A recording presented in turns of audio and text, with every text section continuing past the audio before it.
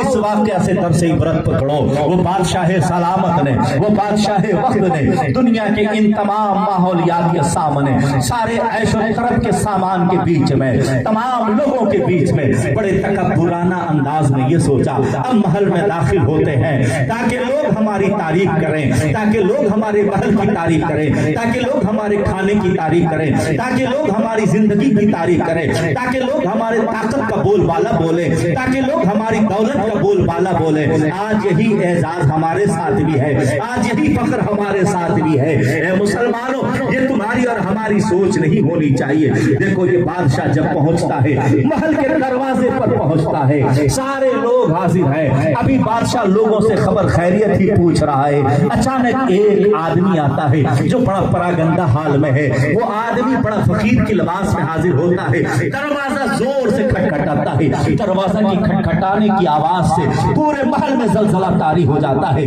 बादशाह ये सोचता है इतनी जोर से किसने दरवाजा खटखटाया। शायद उसे मालूम नहीं था कि ये दरवाजा की खटखटाहट किसी और की नहीं है, मलकुल मौत की है। ये दरवाजा वो खटखटा रहा है जिसके खटखटाने से इंसान की जिंदगी खतरे में पड़ जाती है, जिसके दरवाजे खटखटाने से इंसान अपनी जिंदगी से हार बैठ जाता है। वो इंसान जो जिंदगी में कभी दुख नहीं देखता, गम नहीं देखता, मुसीबत नहीं देखता, वो भी अगर मलकुल मौत का नाम सुनता है तो उसे भी पसीना आ जाता है। अल्लाह अकबर। ये दरवाजा की खटखटाहट सुनने के बाद बादशाह ने कहा देखो किसने दरवाजा इतनी जोर से खटखटाया है, आखिर बात क्या है, आखिर इतनी जोर से दरवाजा खटखटाने की क्या बात है। खादिम बाहर आता है, बाहर आने के बाद पूछता है कि आखिर क्या बात है, इतने लोग खा रहे हैं, इतने लोग पी रहे हैं, अगर तुम्हें भी खाना पीना है तो चलो जाकर के खा पी लो, इतनी जोर से दरवाजा खटखटाने की क्या जरूरत है, बादशाही के आराम में खलल डालने की क्या जरूरत है, लोगों को अपनी तरफ मुतवज्जह करने की क्या जरूरत है। तुमने इतनी जोर से दरवाजा खटखटाया है कि बादशाह के आराम में खलल पड़ गया है, आखिर बात बोलो क्या है। उस आदमी ने जवाब दिया, दरवाजे पर हाजिर जो आदमी था, जो फकीर की लिबास में था, जो लिबास बड़ा तकद्दुर वाला पहना हुआ था, जिसे देख करके भी इंसान न समझ सके। आजकल लोग फकीर के लिबास पर, आजकल लोग गरीब के लिबास पर तंज करते हैं, लेकिन मालूम नहीं कि किस भेष में कौन आ सकता है, किसके लिबास में कौन आ सकता है। उसके साथ भी वही सुलूक होता है जो गरीबों के साथ किया जाता है, उसे भगाने की कोशिश की जाती है। कहा मांगो तुम्हें क्या चाहिए, वो चीज तुम्हें अता की जाएगी, लेकिन तुम अभी चले जाओ। उस आदमी ने जवाब दिया कि मुझे तुम्हारे हाथ से कुछ ना चाहिए, तुम बादशाह को मेरे पास भेजो, यहीं पर वो बादशाह को भेजो, मुझे तेरे बादशाह से काम है, मुझे तेरे बादशाही से कुछ चाहिए, मुझे तुम लोगों से कुछ ना चाहिए। बादशाह के पास खादिमीन ने जवाब पहुंचाया कि बादशाह सलामत, वो आदमी ऐसा ऐसा कह रहा है। दूसरे वजीर को भेजा गया, तीसरे वजीर को भेजा गया, हर एक को यही जवाब मिलता है कि तुम्हारे से हमारा कोई काम नहीं है, बादशाह को मेरे पास भेजो, बादशाही से मेरा काम है, बादशाही को हम जवाब देंगे। बादशाह करीब आया, बादशाह करीब आने के बाद पूछा, बड़े डांट कर पूछा, बड़े तकब्बुर के साथ पूछा, आखिर क्या बात है, तुम्हें जो चीज चाहिए वो तुम्हें पेश की जा रही है, तुम्हें खाना है, तुम्हें पीना है, तुम्हें ऐशो तरफ के सामान लेना है, जो लेना चाहो वो ले लो, लेकिन यहाँ से चले जाओ। क्यों तुम हमारे आराम में खलल डाल रहे हो, क्यों आज मेरी फिजा को मुकद्दर कर रहे हो, आज मेरे खुशी को भंग कर रहे हो, आखिर तुम चाहते क्या हो। उस आदमी ने जवाब दिया, ए बादशाह करीब आ जाओ, मुझे तुमसे काम है, मुझे दुनिया से नहीं चाहिए, मुझे खाना पीना नहीं चाहिए, मुझे तेरी दौलत नहीं चाहिए, तुम करीब आ जाओ, तुम अपने हाथ से दे दो, तुम्हारे हाथ से मुझे कुछ चाहिए। उस बादशाह ने पैसा फेंक करके कहा, उठा लो ये चंद सिक्के, इससे तुम्हारी जिंदगी गुजर जाएगी, उठा लो ये थैली, तुम्हारी जिंदगी गुजर जाएगी। अल्लाह अकबर। इतना कहना था, उस आदमी ने जवाब दिया दरवाजे पर जो फकीर की लिबास में था। उस आदमी ने कहा खबरदार, ये मैं पैसा उठाने वाला काम नहीं करता हूँ, तुम अपने हाथ से मेरे हाथ पे डालो और करीब आ जाओ। करीब आ کر کے ڈالو۔ اس بادشاہ نے بڑے تکبر بھرے جواب میں دیا یہ کام مجھ سے نہ ہوگا۔ کہ ٹھیک ہے یہ کام تم سے نہ ہوگا، لیکن قریب تو آؤ، میں تمہیں خوشخبری سنانے والا ہوں، میں تمہیں ایک اہم بات بتانے والا ہوں۔ بادشاہ نے اپنا کان قریب کیا۔ بادشاہ نے جو ہی کان قریب کیا، اس آدمی نے جواب دیا جانتے ہو میں کون ہوں؟ کہا کون ہو؟ کہا میں ملک الموت ہوں، میں تمہاری روح قبض کرنے آیا ہوں۔ اللہ اکبر! اتنا سننا تھا کہ وہ بادشاہ کپ کپا گیا، بادشاہ کے اندر کپ کپی طاری ہو گئی، بادشاہ دھڑام سے گر گیا، پسینے سے شرابور ہو گیا۔ وہ کہنے لگا کہ میں نے اتنی مشکلات کے راستے گزارے ہیں، میں نے اپنی زندگی کی ساری کمائی محل میں لگا دی ہے، میں نے یہ سارے زندگیوں کے تمام دولت کو میں نے خرچ کر کے محل بنایا، آج کی یہ دعوت کی ہے، کم سے کم اتنا تو موقع دے دو کہ کم سے کم گھر میں ایک دن زندگی گزار لیں، کچھ دن زندگی کے گزار لیں، کم سے کم اتنا تو موقع دے دو کہ ہم گھر اور محلات کو دیکھ لیں، اتنا تو موقع دے دو کہ ہم اپنے اہل روزی آ رہی، اس سے کوئی مطلب نہیں، حرام روزی آئے تو کھاؤ، حلال روزی آئے تو کھاؤ، کھاتے جاؤ، یہ زندگی یوں ہی گزرتی چلی جا رہی ہے اور ہمیں اور آپ کو احساس نہیں ہو رہا ہے۔ لیکن جب بیماری ہارڈ ہوتی ہے، جب بیماری سخت ہوتی ہے، جب ہم اور آپ ڈاکٹر کے یہاں پہنچتے ہیں تو کہا جاتا ہے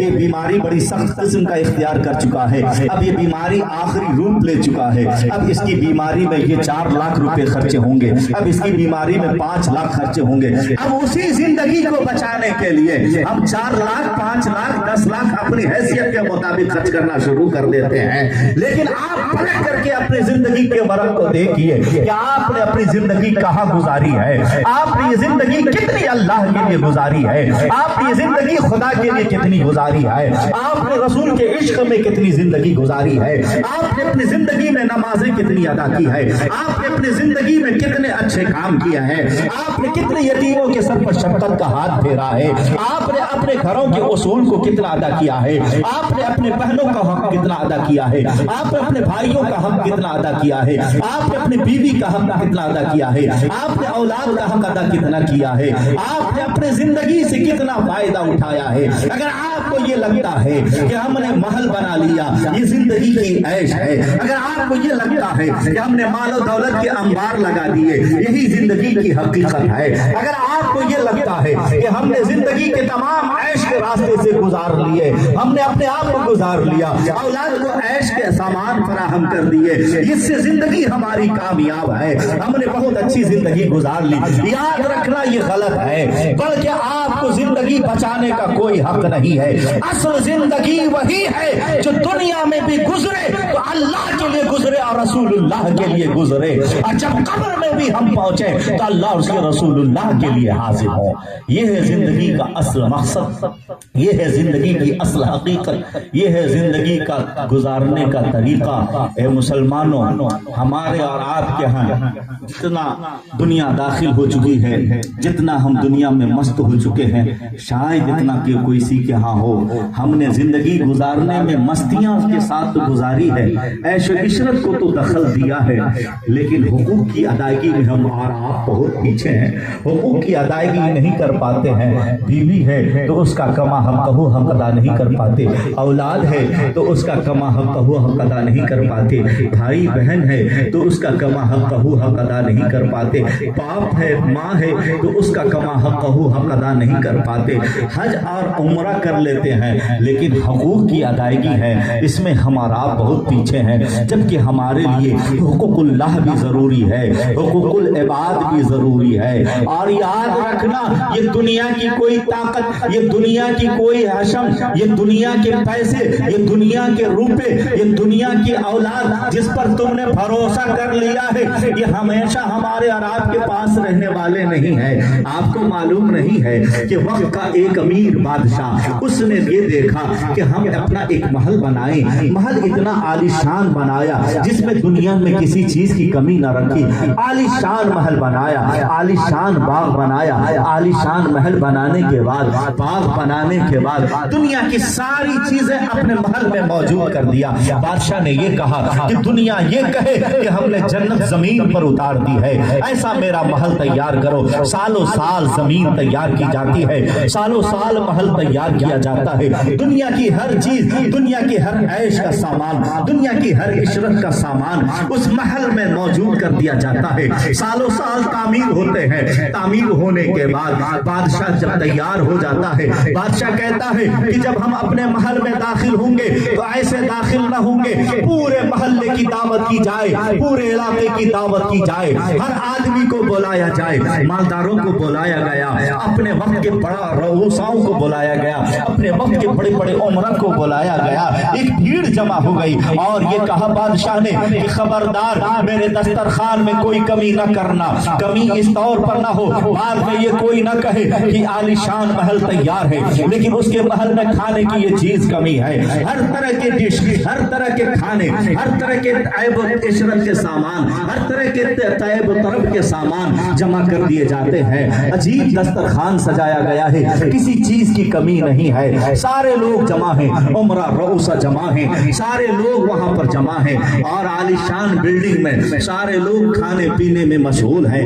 بادشاہ سوچتا ہے کہ آج اسی ہنسی کے ماحول میں, آج اسی خوشی کے ماحول میں, آج اتنے لوگوں کے بیچ میں حاضر ہو کر کے دیکھا جائے کہ کیا حالات ہے. میں آپ کو یہ بتانا چاہتا ہوں, ذرا اپنی زندگی کا بھی محاسبہ کرے. ہماری اور آپ کی زندگی کیسے گزر رہی ہے. ہمارا آپ جو زندگی گزار رہے ہیں تو لڑکپن میں زندگی گزار جاتی ہے تو ہم اور آپ مسجد سے دور ہیں, خدا کی عبادت سے دور ہیں, ہر چیز سے دور ہیں. اگر قریب ہیں دنیا کے ہر لہو و لعب سے قریب ہیں. جب کمانے کے دن آتے ہیں, جب ہمارے پاس اچھی نوکریاں آتی ہیں یا پیسے آتے ہیں یا دولت کہیں سے آتی ہے تو ہم اچھا محل بنا لیتے ہیں, اچھا کھانا کھا لیتے ہیں, اچھی چیزوں کی تیاری کر لیتے ہیں.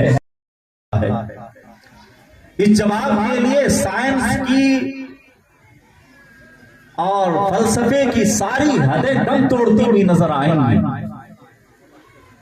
اور ساری باتیں معقولی منقولی گھما پھرا کر کے دم توڑتی ہوئی نظر آئیں گی. اگر آپ کو کوئی اس کا معقول جواب دے گا تو وہ صرف اور صرف قرآن مقدس ہے. قرآن مقدس کی جس آیت کریمہ کو آج میں نے موضوع سخن بنایا ہے وہی آیت کریمہ موت اور حیات کے فلسفہ کو ظاہر کرتی ہے.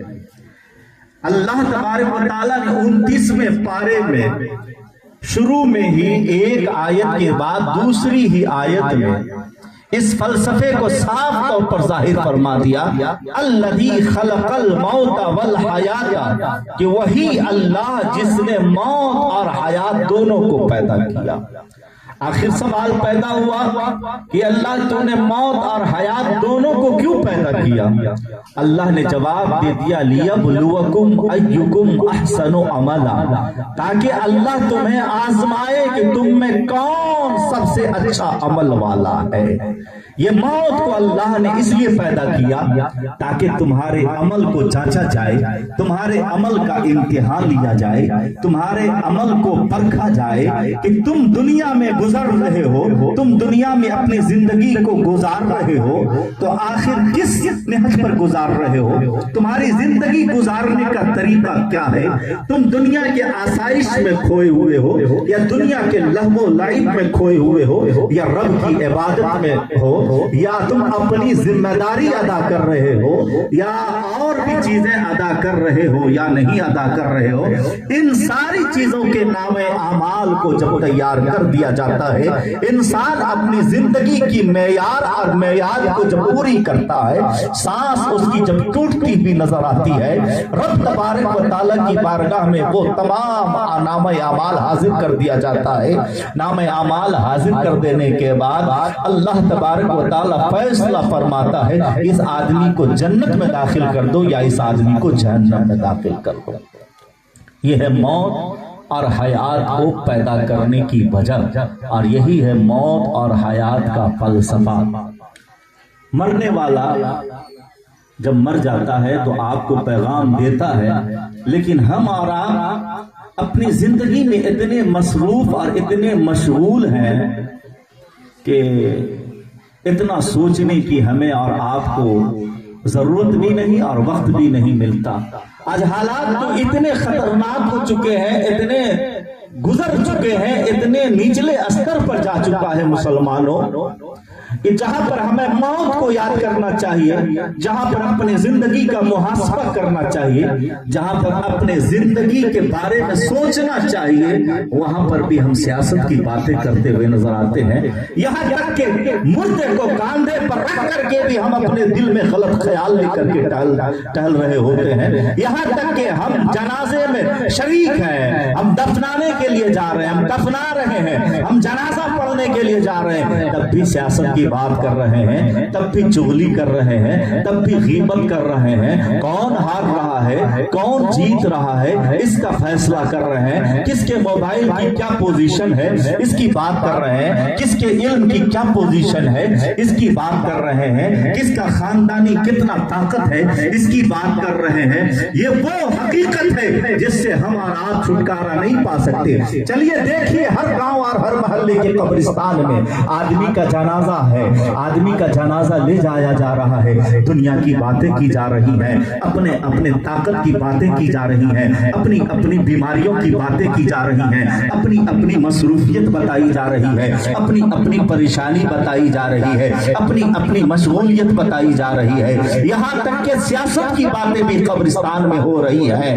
بیٹھ کر کے انسان یہ دیکھ رہا ہے، برسات کے موسم میں ہر آدمی یہ سوچ رہا ہے کہ جلدی سے دفنا دیا جائے، جلدی سے اس چیز سے فراغت پا لیا جائے، کہیں بارش نہ ہو جائے۔ ٹھنڈی میں انسان کو یہ چیز ستا رہی ہے کہ جلدی سے اس سے اگر فارغ نہ ہوا جائے تو کوہرا گھیر لے گا، ٹھنڈک شروع ہو جائے گی۔ گرمی کے موسم میں انسان دھوپ کی تمازت سے گھبرا جاتا ہے، کہ انسان یہ گھبرا جاتا ہے کہ یہ گرمی کا موسم ہے، اگر جلدی سے فراغت حاصل نہ کیا جائے تو گرمی میں ہم گر جائیں گے، ہم پڑ جائیں گے، ہم نئی بیماریوں میں مبتلا ہو جائیں گے۔ اے انسان، تمہیں کیا ہو گیا ہے؟ آج وہاں پر تمہیں درس عبرت حاصل کرنا چاہیے، آج وہاں زندگی کا درس حاصل کرنا چاہیے۔ آج وہی انسان جس کی تم اچھائی بیان کرنے کے لیے حاضر ہو، آج وہی انسان جس کی خوبیاں بیان کرنے کے لیے حاضر ہو، وہی انسان جس کے ایصال ثواب کے لیے حاضر ہو۔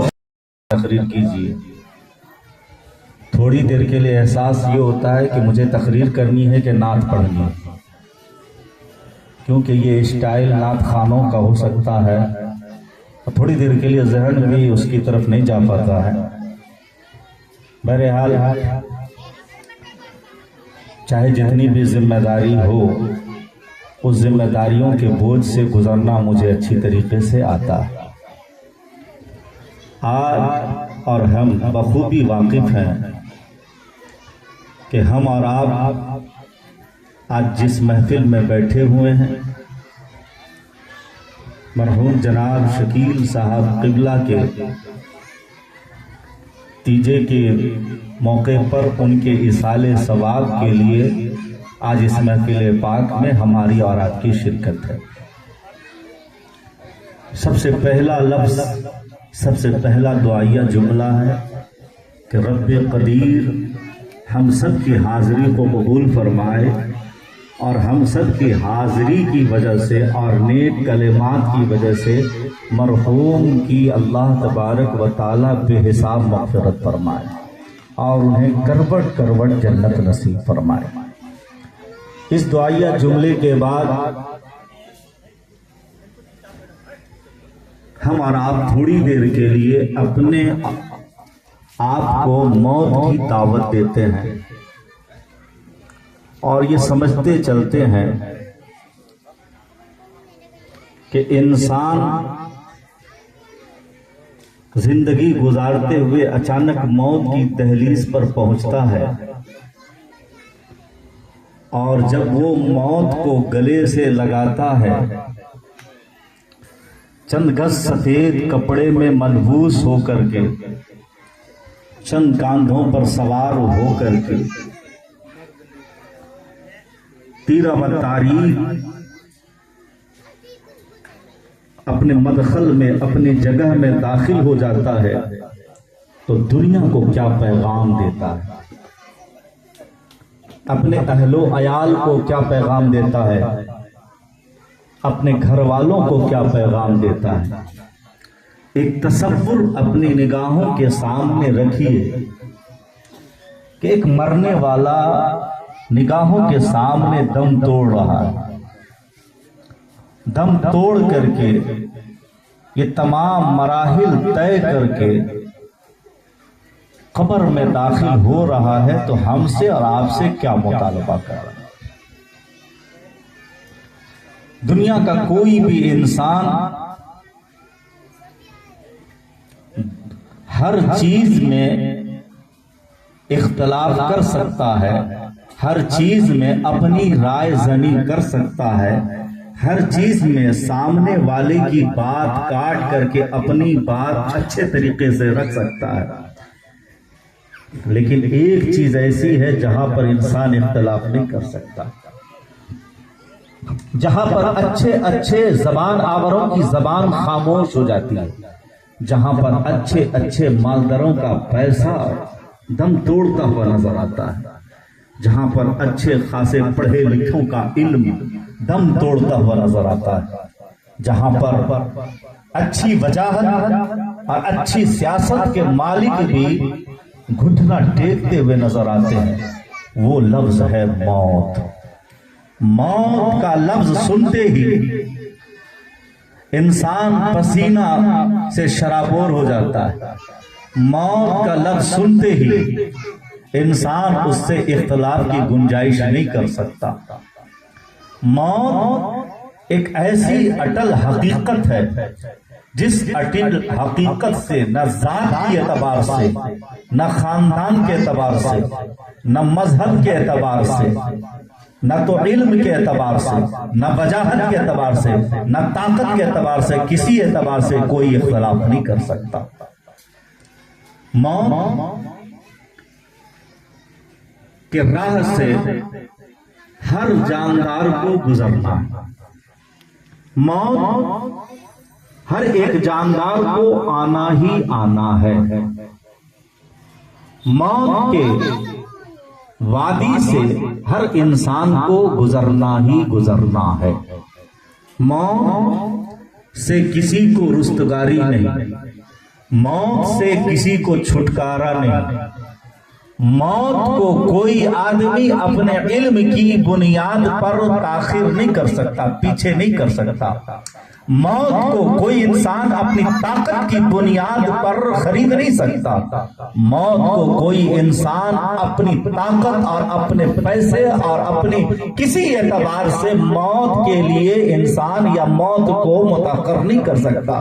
موت جاؤ گے جب قبر میں جب تمہاری روح قبض ہوگی تو تم مسکراتے ہوئے دنیا سے جاؤ گے، اور آپ نے یہ دیکھا ہوگا، آپ نے سنا ہوگا کہ بہت سارے لوگوں کی جب روح قبض ہوتی ہے تو آپ نے دیکھا ہوگا ماتھے پر پیشانی پر پسینہ آ جاتا ہے، تو آپ بھی اگر اپنے پیشانی پر پسینہ لانا چاہتے ہو تو یاد رکھنا زندگی کو حقوق کی ادائیگی کرتے ہوئے گزارو، اللہ کے حقوق کو ادا کرتے ہوئے گزارو، ماں باپ اور تمام حقوق کو ادا کرتے ہوئے گزارو۔ جب آنکھ بند ہوگی تو مسکراتے ہوئے آنکھ بند ہوگی تو تمہارے پیشانی پر بھی پسینے آئیں گے۔ حدیث پاک میں آیا کہ جب انسان نیک عمل کرتا ہے، اچھا عمل کرتا ہے تو اللہ تبارک و تعالی موت کے وقت اس کے چہرے پر مسکراہٹ عطا فرما دیتا ہے، اور جب وہ مرتا ہے تو مسکراتے ہوئے مرتا ہے، اور جب وہ مرتا ہے تو اللہ تبارک و تعالی نیک عمل کی وجہ سے اس کی پیشانی پر پسینہ عطا فرما دیتا ہے، اور یہ پیشانی پر پسینہ آنا یہ جنتی کی نشانی ہے۔ لہذا اے مسلمانوں، اگر آپ چاہتے ہو کہ آپ کی پیشانی پر بھی پسینہ آ جائے، آپ کو زندگی کو بہتر بنانا پڑے گا۔ آپ تو یہ بڑی دعائیں کرتے ہو کہ اللہ ہمارے ساتھ خیر کا معاملہ فرمائے، اللہ ہمارے ساتھ اچھائی کا معاملہ فرمائے، اللہ ہمارے ساتھ بہتری کا معاملہ فرمائے، لیکن آپ نے کتنوں کے ساتھ خیر کا معاملہ کیا ہے؟ آپ نے کتنے لوگوں کے ساتھ بہتری کا معاملہ کیا ہے؟ ان ورق کو پلٹنے کی ضرورت ہے، اپنی زندگی کی کتاب کو پلٹنے کی ضرورت ہے، اپنے زندگی کی کتاب کو دیکھنے کی ضرورت ہے۔ آج یہ دائیں بائیں جھانکنے کی ضرورت نہیں ہے کہ کون کیا کر رہا ہے، ہر آدمی اپنی کتاب کو پلٹے، ہر آدمی اپنی زندگی کے ورق کو پلٹے، ہر آدمی اپنی زندگی کے آئینے کو سامنے رکھے اور دیکھے، اور یہ دیکھے کہ ہم نے رب کی کتنی عبادت کی ہے، ہم نے رب کی بارگاہ میں کتنی حاضری دی ہے، ہم نے رب کی بارگاہ میں کتنے سجدے کیے ہیں۔ آج ہم ہم نے 5 وقت میں کتنی نمازیں ادا کی ہے, آج ہم نے کس کی اچھائی بیان کی ہے, آج ہم نے ماں کا حق ادا کیا کہ نہیں, آج ہم نے باپ کا حق ادا کیا کہ نہیں, آج ہم نے بھائی کا حق ادا کیا کہ نہیں, آج ہم نے بہن کا حق ادا کیا کہ نہیں, آج ہم نے معاشرے کا حق ادا کیا کہ نہیں, آج ہم نے سماج کا حق ادا کیا کہ نہیں, ان سارے حقوق کی ادائیگی ہم نے کیا کہ نہیں, آج ہم نے کتنے کے ساتھ بہتری کا معاملہ کیا ہے. اپنی زندگی خود تمہیں بتا دے گی کہ تم کتنی اچھی زندگی گزار رہے ہو, تم کتنے اچھے طور پر زندگی گزار رہے ہو. یاد رکھنا, جب تم اللہ کے لیے اور رسول اللہ کے لیے زندگی گزارو گے اور تمام حقوق کی ادائیگی کرتے ہوئے زندگی گزارو گے, جس راستے سے چلو گے اللہ تبارک و تعالی مخلوق کے دل میں تمہاری محبتیں عطا کر دے گا. جس راستے سے گزرو گے دنیا کی مخلوق تمہارے ساتھ محبت کے ساتھ پیش کرتی ہوئی نظر آئے گی. آج یہ کہتے ہو نفرت کا بازار گرم ہے, آج یہ کہتے ہو کہ فلاں بھائی ہم سے بات نہیں کرتا, آج یہ کہتے ہو کہ سماج کا فلاں آدمی آج ہم سے بات نہیں کرتا, آج یہ کہتے ہو کہ معاشرے کا فلاں آدمی ہم سے بات نہیں کرتا, ہم کو دیکھتا ہے تو چہرہ پھیر لیتا ہے, آج یہ دیکھتا ہے تو آج ہم سے بات کرنے کی کوشش نہیں کرتا ہے. لیکن کبھی تم نے اپنی زندگی کا ورق پلٹ کر کے دیکھا, کبھی اپنی زندگی کا محاسبہ کیا کہ تم نے کتنے حق کو ادا کیے ہیں, تم نے کتنے لوگوں کے ساتھ اچھائی کا عمل کیا ہے, تم نے لوگوں کے ساتھ کتنے بہتری کا عمل کیا ہے. یہ اللہ کا وعدہ ہے, یہ رسول اللہ کی حدیث ہے کہ جب تم دنیا میں اچھائی کرو گے, بہتری کرو گے, اللہ تعالیٰ مخلوق کے دلوں میں تمہاری محبتیں پیدا فرما دے گا. لہذا زندگی شان سے گزارو, زندگی ایسی اچھی گزارو کہ جب تم زندگی گزارتے ہوئے اپنا ایک وقار ہے. بادشاہ کی تو اپنی ایک طاقت ہے. وہ پتھر آ کر کے لگا, بادشاہ نے وہ پتھر اٹھایا, بہت غور سے دیکھا, ہیرے کی چمک اور ہیرے کی پرکھ ایک جوہری ہی کر سکتا ہے. پتھر کو اٹھانے کے بعد بادشاہ نے کہا ذرا جاؤ دیوار کے پیچھے دیکھو کون سا آدمی ہے جو یہ پتھر پھینک رہا ہے اور لگاتار پھینک رہا ہے. خادم گئے, خادم جانے کے بعد اس آدمی کو پکڑ کر کے لایا. کیا بات ہے, کیوں پتھر پھینک رہے ہو بھائی؟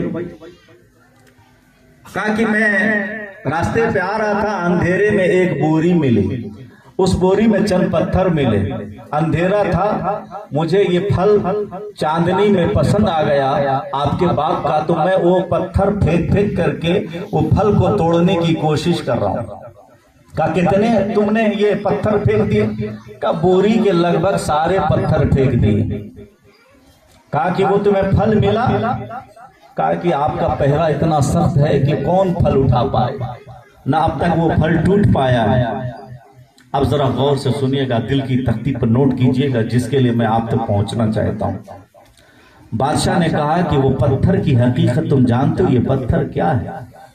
کہا نہیں, بس یہ بوری مل گئی, یہ پتھر تھا تو میں نے پھینک دیا. بادشاہ نے کہا کہ یہ پتھر کوئی عام پتھر نہیں ہے, یہ جو پتھر تم پھینک رہے ہو یہ ہیرا تھا, ہیرا.